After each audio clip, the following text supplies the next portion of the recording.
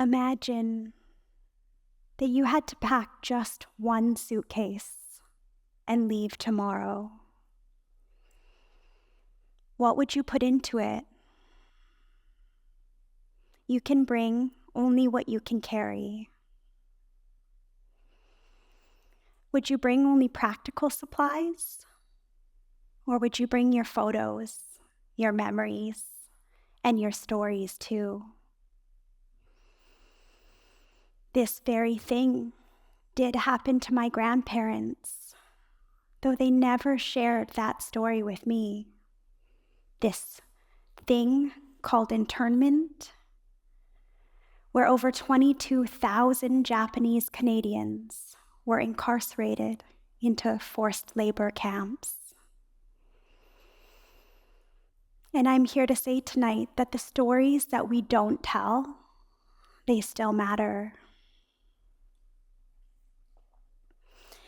I'm grateful to be here on these ancestral lands, because the land is alive and holding stories. And so where we tell the story matters. My name is April Meiko Kuramoto, and I'm here to tell you a story about telling stories. Because in this time of great change and collapse, the stories that we tell ourselves matter. Each and every one of us carries a story, and that story is made up of many stories interwoven into our very being. Can you remember a time when someone important to you shared a story with you that changed the way that you saw yourself or the world that you're living within? I can. I can remember being about my daughter's age now, 9 years old, sitting at my grandmother's kitchen table. I can remember the sound of her voice, melodic when she spoke Japanese, like a song. I can remember the smell of her skin, powdery, like flowers. And I can remember the touch of her hands, so soft, but also so strong. And I can remember her asking me one day when we were making crafts or folding origami, "Do you know why I like spending time with you?" She said, "I like spending time with you because you know how to be quiet and you know how to listen." And I can see how those gifts have stayed with me in both my work and in my life. In my work, I've had the blessing of listening to many, many stories. And sometimes the listening is the healing.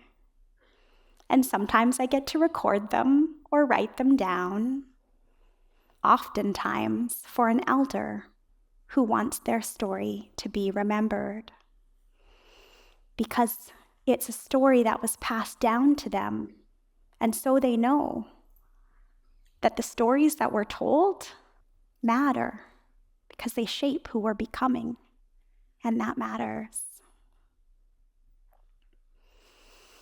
Another story I'm packing is from the summer when I was 10 years old. I had to give up my bedroom for my mom's house guests. And I was convinced that they were going through my personal belongings. But I had a plan. I wrote a little list in my journal, the 10 reasons why I hate those house guests. And I left it when I went to visit my dad. And while I was there, that list got discovered. Snooping had made the top of the list, and I had proven a valuable point. However, the irony was lost on everyone but me. I got grounded that summer, trapped in the house with those very house guests. And it was then that I learned that how we tell the story matters. When we share our stories, there's a connection created between us. I feel like now you know some things about me.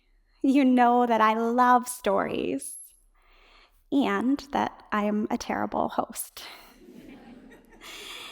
And this knowledge creates an opportunity for relationship and understanding. And that's why who listens to the story matters. When I share stories with my daughters, they each hear it a little differently. And because of that, they'll each tell the story a little differently. I'll share an example. When my daughter was in kindergarten, I was teaching her through stories how all families are unique. Yay! And the next day at her school, her teacher let me know that my daughter had shared with the entire kindergarten class what she heard. And what she heard was that my mom can date boys, my mom can date girls, my mom can date both at the same time. My mom is available to date anybody and everybody. That was not the takeaway as I saw it. However, who hears the story matters because they'll shape how the story lives on. And how the story lives on matters. I do wonder if this is part of the reason why my grandparents never shared their internment story. Because they needed to shape how that story lives on. And they needed to make sure that it was a story of our strength and our resilience and not our oppression. When the narrative changes, it can create great change in the world. And in that way, every social change begins by first changing the story. So maybe then change isn't just possible. Maybe change is inevitable. Nothing in nature stays the same. The seasons change, and so does the story.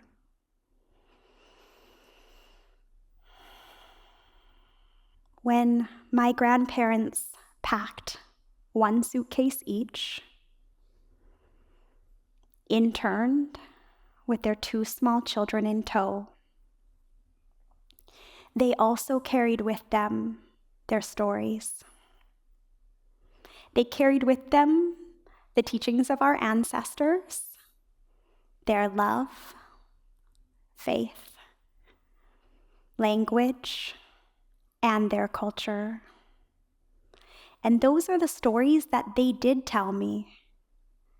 The stories that they told me expressed that resilience and survival are in our very blood.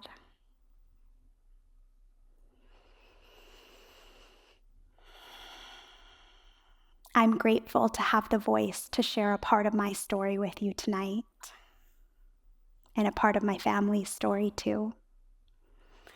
I can feel my grandmother here with me, and I can hear her voice saying, "For your daughters, tell our stories and let them live on." Because we are all storytellers. living and revising and living and revising. And together, we are changing the story, just as the story is changing us. Who tells the story matters. The stories that we don't tell matter, just as the stories that we do tell matter. Who tells the story, where the story is told, and how, it all matters. Who is listening and how they hear that matters to the story that will live on. And we all share in that collective responsibility to create and live into change. I am grateful for your story listening tonight. I hope that you'll share a part of your story with someone you love, because your story also matters. Arigato. Thank you.